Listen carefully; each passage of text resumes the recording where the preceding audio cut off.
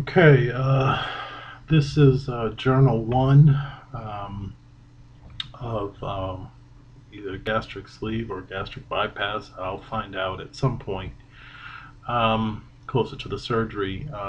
My name is John, and this is going to be the first of many different journals that I'll do over the next 2 years. I did find out earlier today that I have been, by my insurance company, I guess you could say, approved for the gastric bypass or gastric sleeve, I guess, through my insurance carrier. So I am in the process of meeting with my surgeon and then kind of setting a date. About 6 weeks from today. Today is July 1st, 2011. I hope to create a number of journals, and hopefully I'll remember to number them too, over the next 2 years. I hope to conclude my medical journal, I guess you could say, July 1 of 2013, of my transformation, both physical and emotional transformation with having the surgery done. So I figured this would be a best way to do more pre-op stuff. I've noticed a lot of people on YouTube are doing a lot of post-op journals, which is fine, but I think being a student of psychology, I kind of like to see the before and afters, and even look or note the changes that happen from an emotional standpoint too. So that's the reason why I'm doing some pre-op videos like this one, and this is the first one. As I said before, I do want to kind of create a bunch of journals that I'll hopefully post on YouTube if I can, that will kind of chart the progress of what it is that I'm trying to do here. Tell you a little bit about myself.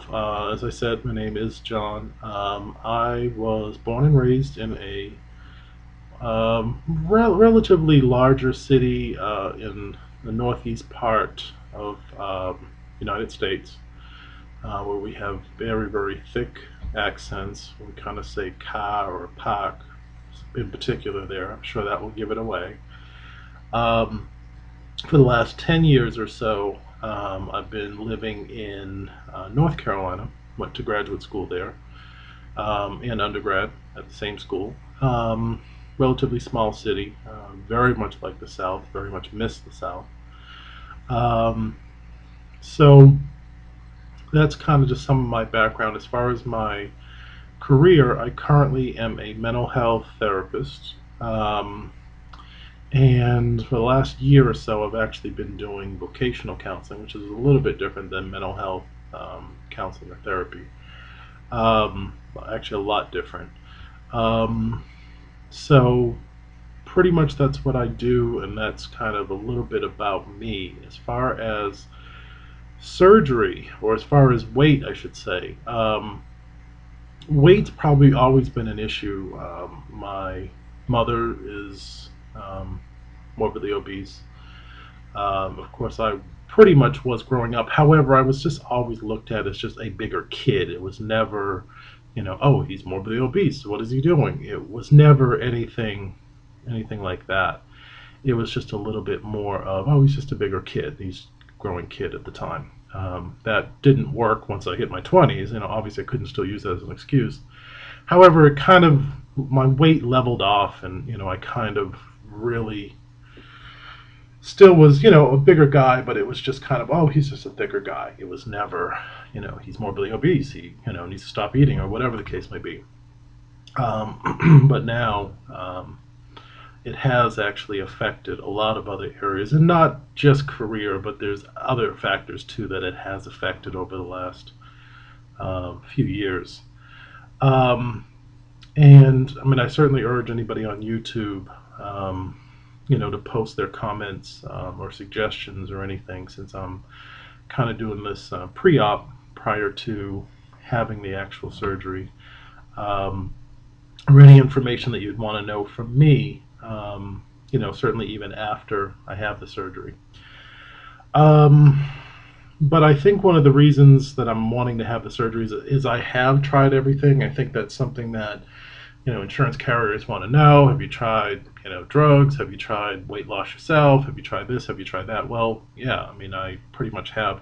And I've had some very good success. I mean, I, at one point, had dropped almost 90 pounds. I think at one point I was maybe at 411 pounds at one point, and got down to maybe 310, and then maybe even down to 290. Only to gain it back, and this was a few years back. But in 2009, 2010, I was at maybe 365 and got down to maybe 165. So that's, I'm sorry, 265. It was never 165, which is about 100 pounds. And that was over a 10-month period. I mean, I was in my final year of graduate school, so I figured I wanted to look good when I graduated, and I did, and I certainly enjoyed graduation and how I looked in graduation pictures. But then moved. And that actually kind of created a trauma. And I certainly think that with people that are certainly emotional eaters, there is a bit of trauma that is associated with it. And trauma doesn't necessarily mean anything that's particularly drastic. I mean, trauma can be having to wake up early every morning and you're not used to that. That could be a trauma for you. I mean, it certainly could be not having your car if you've always had one. That could be a trauma to you. So there's a number of different traumas that happen outside of what your normal process is. And I think moving here kind of created that trauma, and that's how I got to this point of, I think the last time I checked I was maybe 325, and that was a few weeks ago or so. Probably a 44 waist, maybe 46, probably a 3X in the shirt. So pretty big guy right now. I'm really kind of hoping to change that, and maybe meeting this or going through with this process, that will change. I hope. It will be a great start or a great feel to kind of finally get more of the weight under control. And being in the mid-30s, it's kind of important to do that. So, I'm hoping this is going to be a positive, and I think it will be. It will be certainly a very big lifestyle change that I'm not used to, but I'm willing for that particular change. So, as I said, I do want this to be a 2-year process, and of course, first year you lose a lot of weight. Second year you kind of gain a little bit of it, but you kind of maintain what's going on. So I figured a 2-year process over maybe just a year. I think a lot of people tend to stop after 7-8 months.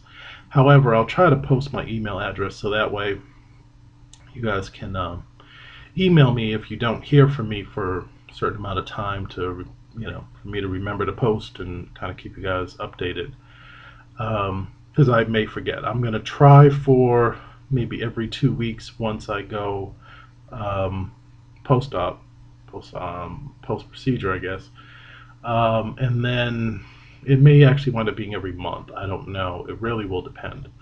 But I'll kind of, hopefully people will email me and let me know, hey, I haven't posted anything, what's the problem, and kind of do it that way. And I can kind of let you know what happens right after. I'll probably be in the hospital for a few days, I'm sure, so I'll probably have to wait till I get home to actually start the process of going back to doing the video journals. Right now, how do I feel? I'm not nervous. I think I'm just more anxious. I just want to do it. I just want to get it over with. I just want to have this process start and not continue to wait and continue to, got to do this, got to do that. I just want to get it done. And I think I've done that. So I'm pretty sure you'll probably see these boxes behind me more. I am in the process of moving. This probably towards the end of the summer. Just want to do it early. But I will keep you guys updated. Let me know if you have any questions that I can probably answer about me. And I will talk to you guys whenever.